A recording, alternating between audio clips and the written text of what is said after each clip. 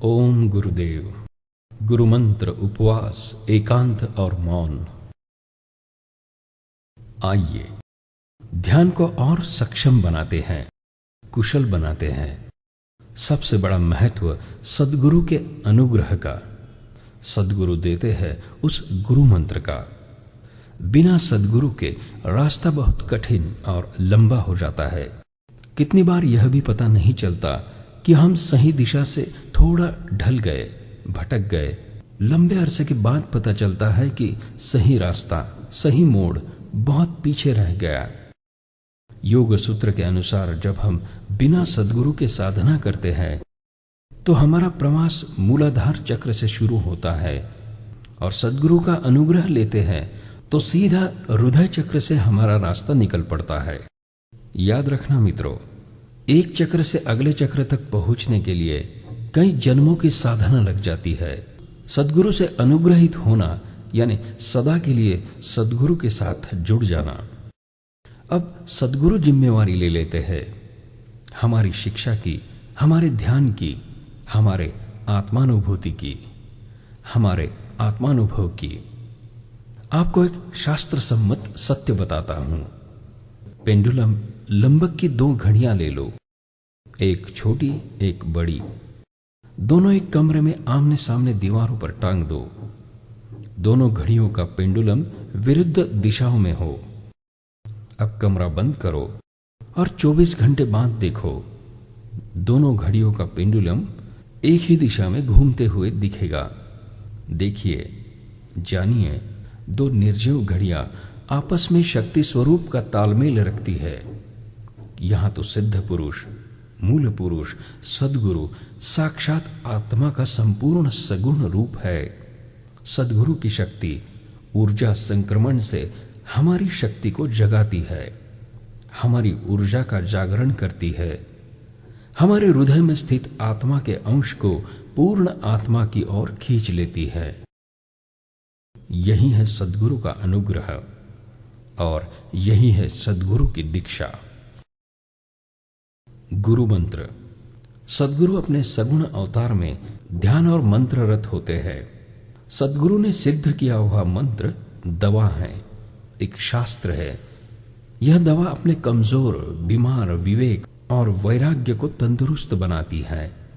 यही मंत्र शस्त्र बनके अपने आप में आस्तीन में छुपे हुए अहंकार, काम, क्रोध, इन षड्रिपुओं से लड़के उन्हें परास्त कर देता है।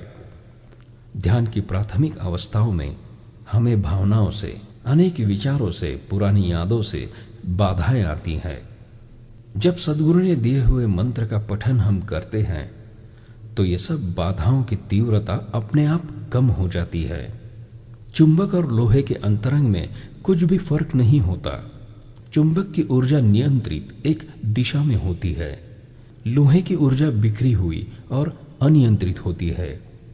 जब लोहा चुंबक के सान्निध्य में आता है तो उसमें भी चुंबकीय गुणों का संक्रमण होता है। बस ऐसे ही सद्गुरु के अनुग्रह और गुरु मंत्र के पठन से हमारे सद्गुरुमय बनने की प्रक्रिया शुरू हो जाती है। ध्यान में कुछ समय के बाद शरीर में पीड़ा या दर्द का एहसास होता है। आसन में स्थिर ज्यादा देर बैठा नहीं जाता। नींद पे हमारा कंट्रोल नहीं होता है। इसका सीधा संबंध आहार से है। आहार कम करेंगे तो शरीर हल्का होता है, ध्यान में गति बढ़ जाती है।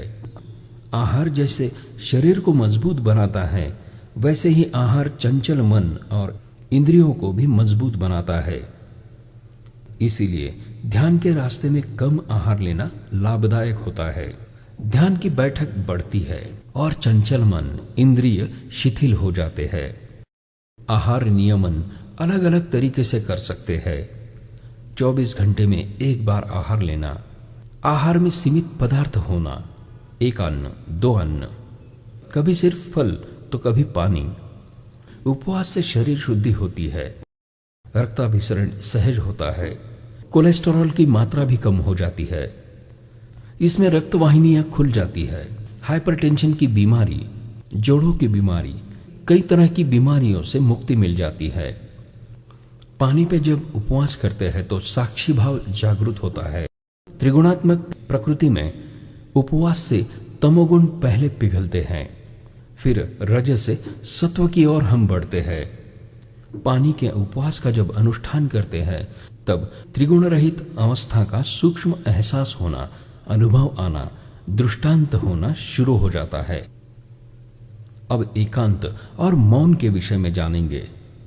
हमने सुनी हुई, जबान से निकली हुई हर बात अपने दिमाग से, अचेतन मन से स्टोर की जाती है। दिनों दिन, सालों साल यह कचरे का ढेर बन जाता है। इससे मानसिक अस्वस्थता और परेशानियां हो सकती है। कभी कभी ऐसे मानसिक तनाव से शारीरिक व्याधियां भी उत्पन्न होती है। एकांत और मौन में यह सब कचरे का ढेर पहले बनना बंद होता है और बाद में धीरे धीरे वह गल जाता है। अंतर्मन और अचेतन मन को साफ करने का यह असरदार उपाय है। जितना एकांत और मौन में रहोगे उतनी ध्यान की तीव्रता बढ़ती चली जाएगी।